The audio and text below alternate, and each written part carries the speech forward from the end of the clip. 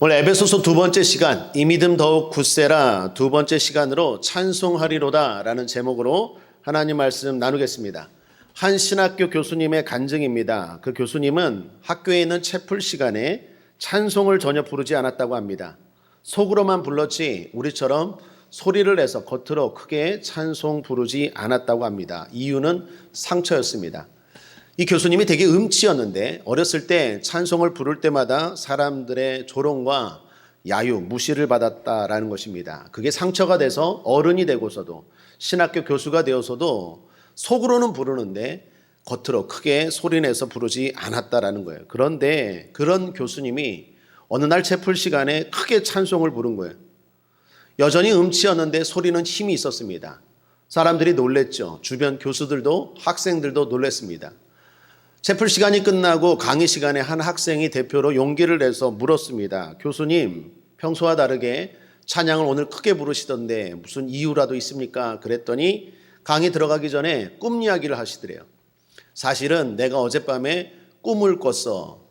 꿈을 꿨는데 천국문 앞에서 천사가 물어보더라고. 누구냐? 그래서 나는 모태신앙이고 이렇게 살아와서 지금은 신학교에서 학생들을 가르치는 신학교 교수라고 자기소개를 했답니다. 그렇군. 그러면서 천사가 명부를 뒤지는데 갑자기 하는 말이 당신이군 하면서 공부는 많이 해서 아는 건 많은데 찬송이 없네. 찬송이.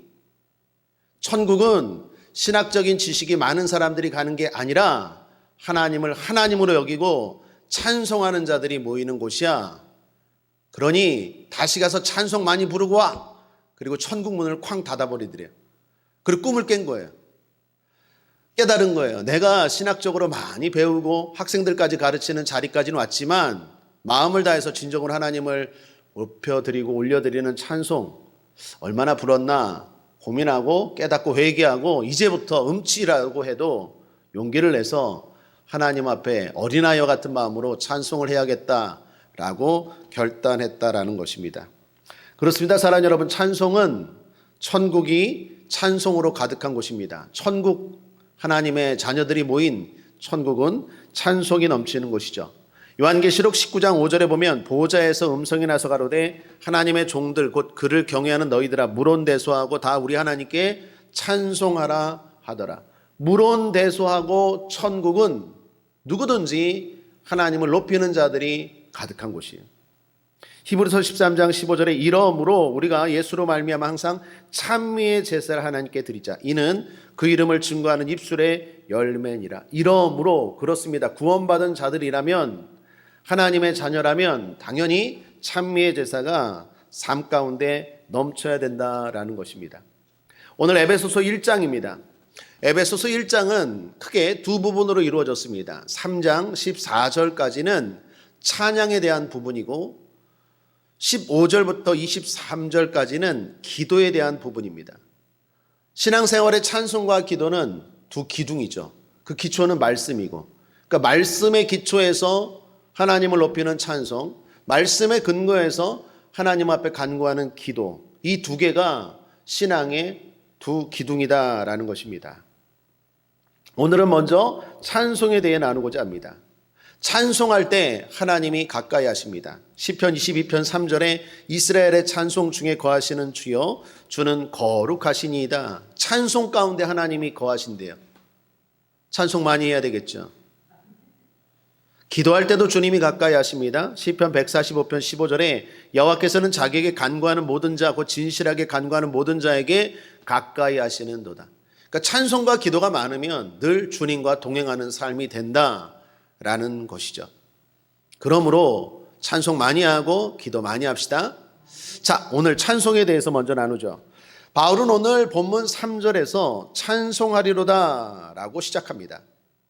사실 우리 성경으론 3절부터 14절까지가 나누어져 있지만 헬라어 원어 성경에 보면 3절부터 14절까지가 한 문장입니다. 마침표가 없어요. 3절부터 14절까지 202개의 단어로 된 긴 한 문장이에요. 여러분 이게 뭔 말일까요? 왜 이렇게 썼을까요? 제가 생각할 땐 그런 것 같아요. 바울이 지금 찬송이 한번 터졌어요. 찬송하리로다 라고 찬송이 터지니까 이게 걷잡을 수 없는 거예요. 그런 경험 없습니까? 과거 기도원이나 부흥회 때 또는 저 개인적으로 운전할 때 혼자 운전하면 지루하죠. 심심하죠. 그 찬송이 한번 터지기 시작하면 계속 찬송이 나오지 않아요? 그런 경험 없습니까? 기도원에서도 은혜 받고 한번 찬송이 터지기 나오니까 그냥 계속 찬송이 나오죠.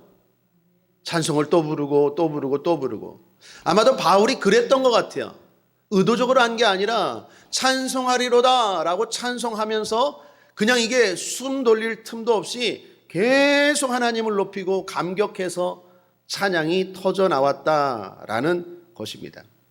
이러한 찬양은 우리가 마땅히 해야 될 모습입니다. 하나님 창조주고 우리 피조물 아닙니까? 하나님이 우리 만드셨습니다. 하나님이 우리 이 땅에 보내셨죠. 그러므로 우리가 하나님을 높이고 하나님을 찬양하는 건 마땅한 일이에요. 그런데도 불구하고 그 마땅한 일이 우리에게는 또한 유익이 된다는 거예요. 찬송해 보셔야 알겠죠. 성령 충만함으로 찬송이 터져봐서 여러분 알고 있죠. 찬송하면 뭐가 좋습니까? 하나님이 가까이 하세요. 가까이 하시면 뭐가 좋습니까? 힘이 나죠. 활력이 넘치죠. 찬송을 하면 가장 좋은 게 무기력한 삶이 떠나가요. 여러분 찬송을 하는데 어떻게 낭망할 수 있겠습니까? 찬송을 하는데 어떻게 절망할 수 있겠습니까? 찬송하면서 어떻게 우는 소리 할 수 있어요? 찬송이 넘쳐나잖아요? 그러면 활력 있는 삶이 펼쳐져요. 무기력함이 떠나간다라는 것입니다. 믿음도 굳건해져요. 마음도 신선해져요. 생각이 리플레시 됩니다. 그러므로 사랑하는 여러분 찬송하십시오. 찬송할 때 육체적으로도 힘이 생겨요. 영혼욕을 강건하는 게 영혼욕을 알 수 없는 에너지로 가득하게 하는 것이 바로 찬송의 능력이다라는 것입니다. 우리가 마귀가 우리를 도적질하고 죽이고 멸망시키려고 한다고 하지 않습니까? 마귀가 우리를 누르려고 하죠. 그 마귀의 누름을 이기는 것도 찬송의 힘입니다. 대표적으로 다윗이 그러지 않았습니까? 다윗이 찬송을 통해 악한 마귀의 역사를 물리친 경험이 있죠. 사무엘상 16장 23절 우리 함께 한번 읽어보겠습니다. 시작. 하나님의 부리신 악신이 사울에게 이를 때에 다윗이 수금을 취하여 손으로 탄즉 사울이 상쾌하여 낫고 악신은 그에게서 떠나더라. 할렐루야. 다윗이 수금만 탔겠습니까? 수금 타면서 찬송 불렀더니 악신이 그에게서 떠나더라. 찬송으로 말미암아 여러분을 누르고 걱정, 근심, 염려로 누르는 마귀가 떠나갈지어다. 악신이 떠나갈지어다. 찬송 부르십시오. 찬송 부르면 어두운 마음들, 어두운 생각들, 눌리는 마음들, 눌리는 생각들이 다시 회복이 됩니다. 일어나 빛을 발할 수 있는 하나님의 자녀가 되는 비결은 찬송입니다. 바울도 마찬가지죠. 빌립보 감옥에 갇혔습니다. 열심히 믿음으로 살았는데 원했던 결과가 아니었어요. 낙심할 수 있죠. 낭망할 수 있죠. 그런데도 불구하고 찬송합니다. 그랬더니 어떤 역사가 일어납니까? 다 열리고 다 풀어지는 역사가 일어나죠. 사도행전 16장 25, 26절입니다. 이것도 함께 읽어보죠. 시작. 밤중쯤 되어 바울과 실라가 기도하고 하나님을 찬미하며 죄수들이 듣더라. 이에 호련히 큰 지진이 나서 옥토가 움직이고 문이 곧 다 열리며 모든 사람의 매인 것이 다 벗어진지라. 제가 좋아하는 말씀이에요. 따라하겠습니다. 다 열리고 다 벗어진지라. 여러분의 삶에 막혀있던 것들이 다 열릴지어다. 여러분을 묶고 있는 모든 것들이 다 벗어질지어다. 어떻게 할 때? 찬송할 때. 밤중인데 찬송해요. 감옥인데 찬송해요. 내 뜻대로 안 되었는데 찬송해요. 찬송하는 삶은 마귀도 어떻게 할 수 없어요. 환경을 이겨낸 거예요. 힘들수록 찬송하십시오. 여러분의 삶이 밤중입니까? 어둡습니까? 더 찬송하세요. 더. 아픕니까? 그러니까 더 찬송하세요. 난 찬송할 지금 상황이 아닌데요. 그러니까 더 찬송하셔야 돼요. 믿음의 사람들은 오히려 더 찬송했어요. 걱정 없으면, 염려 없으면 찬송을 못하러 해요. 안 그래도 그냥 활력이 넘치는데. 자꾸 눌리니까 찬송하는 거죠. 자꾸 염려되니까 찬송하는 거죠. 자꾸 아프니까 찬송하는 거죠. 오히려 찬송하십시오. 찬송하면 상쾌하게 됩니다. 악신이 떠나가요. 찬송하게 되면 다 열리고 다 벗어지게 돼요. 찬송의 능력을 경험하시길 바랍니다. 날마다 찬송하십시오. 한 번만 터지기 시작하면 성령이 역사하시는 찬송은 계속해서 나오더라라는 것입니다. 찬송가 작사를 많이 한 어떤 분이 이런 말을 했다고 합니다. 나는 지금까지 낙심한 성가대원을 본 적이 없다. 참 멋있고 의미 있는 말 아닙니까? 성가대원 중에 낙심한 성가대원 본 적 있습니까? 이렇게 낙심하면서 주를 높이고 이게 됩니까? 물과 기름이 빛과 어둠이 공존할 수가 없어요. 찬송을 하는데 낙심이 들어요? 하나님을 높이는데 낭망이 돼요?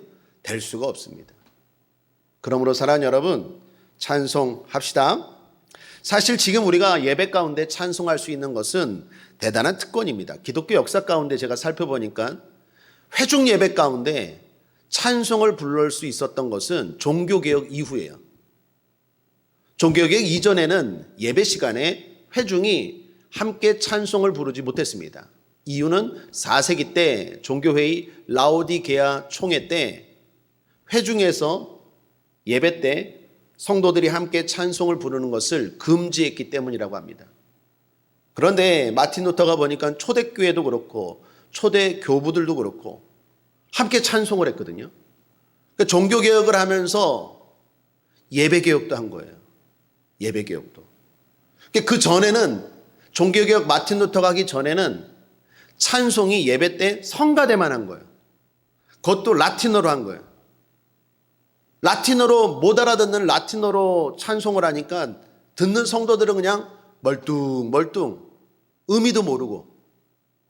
그런데 루터가 종교개혁을 하면서 독일어로 당시에는 쉬운 독일어로 바꾸고 가사도 바꾸고 곡도 당시에 익숙한 멜로디 유행가들 거기에다가 독일어로 가사를 만들어서 예배 때 모든 성도들이 함께 찬송을 불렀다는 거예요.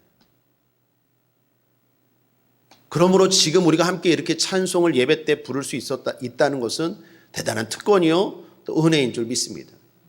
루터가 그렇게 한 이유가 직접적인 이유가 어떤 목사님 동역자였던 스팔라틴 목사님에게 보낸 편지에 이유가 나와 있더라고요.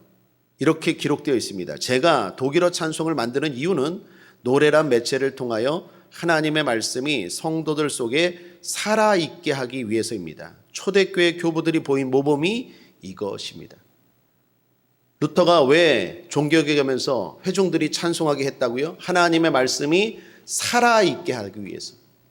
찬송할 때 하나님의 말씀이 살아 역사합니다.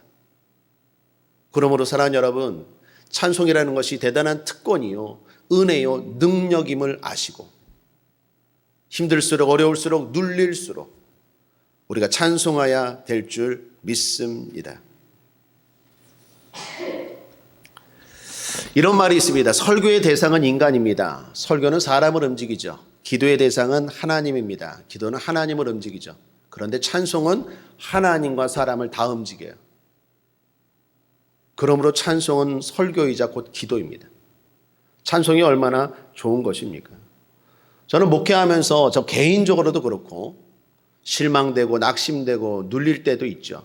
마귀가 공격할 때도 있죠. 그럴 때 제 개인적으로 힘을 얻는 방법은 기도도 있지만 찬송도 있어요.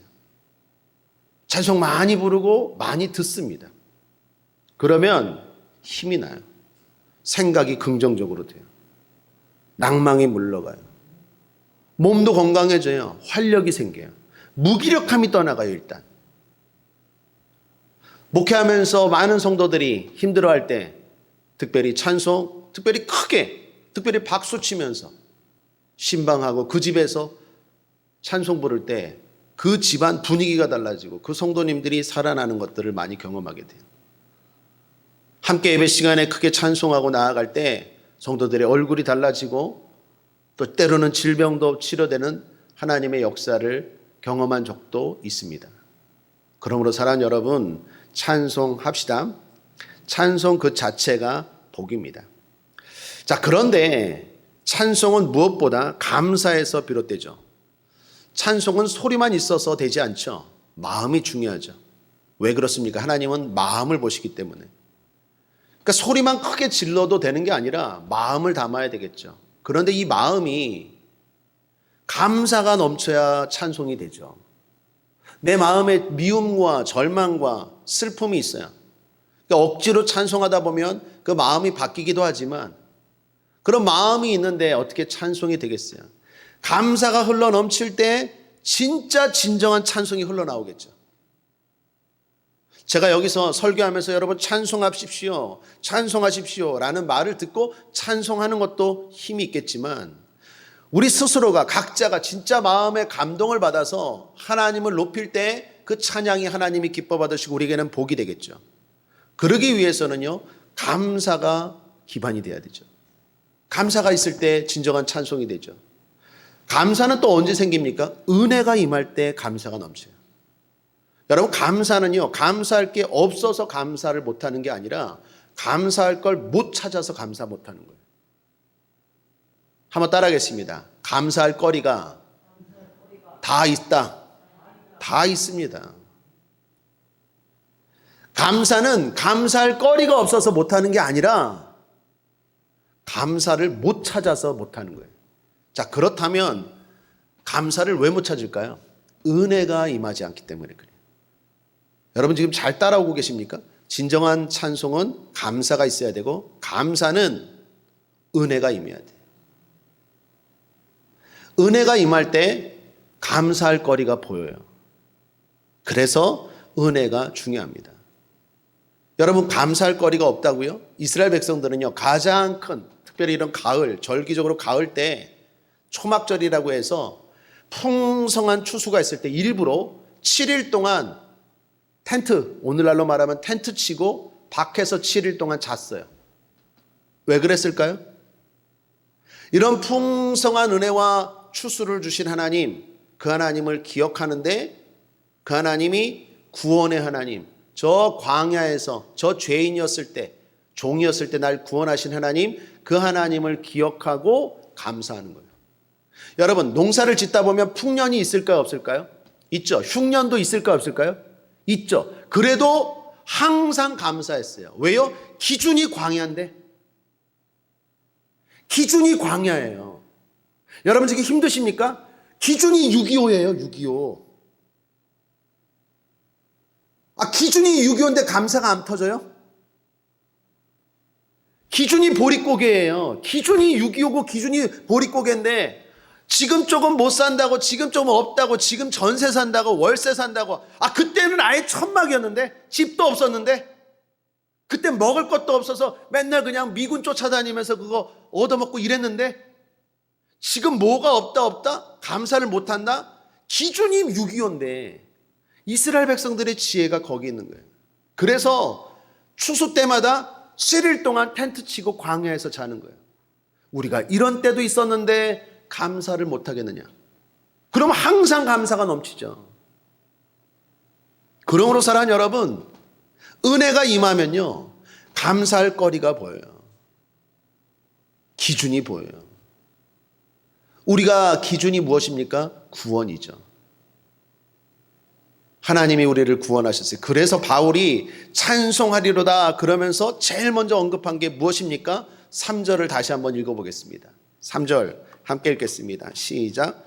찬송하리로다 하나님 곧 우리 주 예수 그리스도의 아버지께서 그리스도 안에서 하늘에 속한 모든 신령한 복으로 우리에게 복 주시되. 신령한 복이 뭘까요? 한마디로 구원이라는 거예요. 구원. 구원을 생각하면 그저 감사해요. 지금 뭐 좀 힘들다고, 지금 좀 없다고? 아니야, 없는 거 아니에요. 제가 볼 땐 많아요. 전혀 안 불쌍해요. 전혀 안 불쌍해요. 뭐가 불쌍해? 그 돈 쓰고 그렇게 잘 먹고 잘 사는데 뭐가 불쌍해? 하나도 안 불쌍해요. 구원 받았는데 구원을 생각하면 그저 감사해요. 신령한 복, 구원 받았는데. 사랑하는 여러분, 힘들 때마다, 어려울 때마다, 감사가 안 나올 때마다, 그래서 찬송이 안 나올 때마다 구원을 생각하십시오. 구원을 생각하면 그저 하나님 앞에 감사할 수 있습니다. 자, 이 구원의 복의 특징이 있어요. 네 가지인데 간단하게 살펴보면 첫 번째, 영원한 것이라는 거예요. 영원한 복입니다. 사라지지 않아요. 누가 빼앗을 수도 없어요. 우리는 오늘 죽어도 천국입니다. 영원히 천국에서 하나님 아버지와 함께 살게 되는 줄 믿습니다. 신령한 복, 구원의 특징이에요. 영원한 복입니다. 또 하나, 하늘의 복입니다. 사람이 만들어낸 게 아니에요. 하늘에 신령한 거예요. 하나님이 주신 거예요. 이 땅에서 경험할 수 없는 거예요. 이 땅에 어디를 가도, 어느 좋은 나라, 어느 좋은 휴양지를 가도 경험할 수 없는 복이에요. 그게 구원의 복이에요. 천국의 복이에요. 뿐만 아니라 세 번째, 그리스도 안의 복이에요. 오늘 3절을 비롯해서 14절까지 그리스도 안에가 14번 나옵니다. 오직 이 구원은 그리스도 안에 있는 거예요. 그리스도 안에서만 주어지는 유일한 복입니다. 그리고 마지막 네 번째, 이미 주어진 복이에요. 3절에 보면 복 주시되라고 나오죠. 이게 영어로 had blessed, 이미 주신 것이라는 뜻이에요. 이미 주셨어요. 저와 여러분에게 이미 주셨어요. 이게 구원입니다. 영원한 복, 하늘의 복, 이 땅에서 경험할 수 있는 그리스도 안에서 이미 주어진 그러한 복이 지금 저와 여러분이 누리는 구원의 복, 천국의 삶인 줄 믿습니다. 그러므로 감사가 안 나올 수 있어요. 은혜가 임함으로 말미암아 불평이 떠나가고 감사가 넘치고 그 감사를 찬송으로 연결하는 저와 여러분 되기를 바랍니다. 유명한 명곡이죠. 어메이징 그레이스. 우리말로 나 같은 죄인 살리신이라는 찬송이죠. 존 뉴턴 목사님이 작사하셨죠. 가사가 이렇습니다. 나 같은 죄인 살리신 주 은혜에 놀라워 잃었던 생명 찾았고 광명을 얻었네. 큰 죄악에서 건지신 주 은혜에 놀라워 고마워.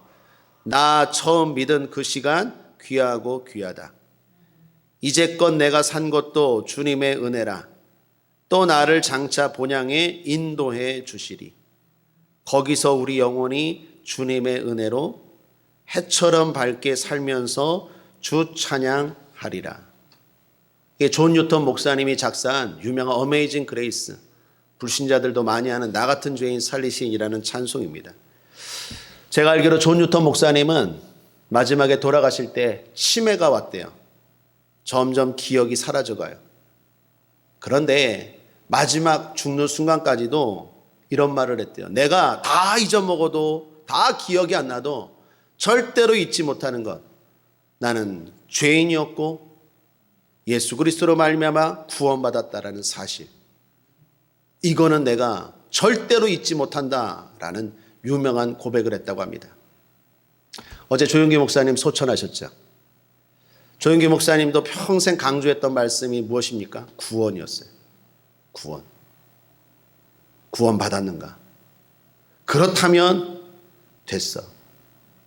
제가 우리 최성교 목사님, 조용기 목사님의 제자인 최성교 목사님께 자주 들었던 말이에요. 최성교 목사님 어머니가 소천하셨을 때 조용기 목사님이 장례 오셨어요. 제일 먼저 물었던 게 그거래요. 어머니 구원 받았어? 받았습니다. 그럼 됐어. 그럼 됐어. 그 이야기를 최성교 목사님이 자주 하시더라고요. 사랑하는 여러분, 구원 받았습니까? 그럼 됐어요. 걱정하지 마십시오. 염려하지 마십시오. 하나님을 높이십시오. 마귀에게 눌리지 마십시오. 하나님이 우리를 책임져 주시고 늘 우리와 동행하시고 천국의 삶이 넘치게 될 줄 믿습니다. 찬송할 이유가 많지만 무엇보다도 신령한 복, 구원받았기 때문에 우리는 날마다 찬송하고 그 찬송이 끊이지 않아야 될 줄 믿습니다. 저 여러분의 삶 가운데 그냥 찬송이 아니라 마음을 담은 진정한 찬송이 넘침으로 말미암아 천국의 삶을 누리고 맛보며 살아가는 저와 여러분 되기를 거듭 주님의 이름으로 축원합니다. 마귀야 떠나갈지어다. 누르는 원수탄 마귀 물러갈지어다. 기도하겠습니다. 좋으신 하나님 아버지 감사합니다. 찬송을 통하여 하나님 앞에 영광 돌리고 또한 복된 삶을 누리는 우리가 되게 하여 주옵소서. 구원받은 것만 생각해도, 신령한 복 받은 것만 생각해도 우리는 마땅히 찬송해야 되고 더욱 찬송해야 될 줄 믿습니다. 원수 사탄 마귀에게 속지 않게 하여 주시고 찬송을 통하여 날마다 하루하루가 천국이 되게 하여 주옵소서. 원수 사탄 마귀 더러운 것들 예수 이름으로 명하노니 떠나갈지어다, 물러갈지어다. 감사드리며 예수님의 이름으로 축복하고 기도했습니다. 아멘.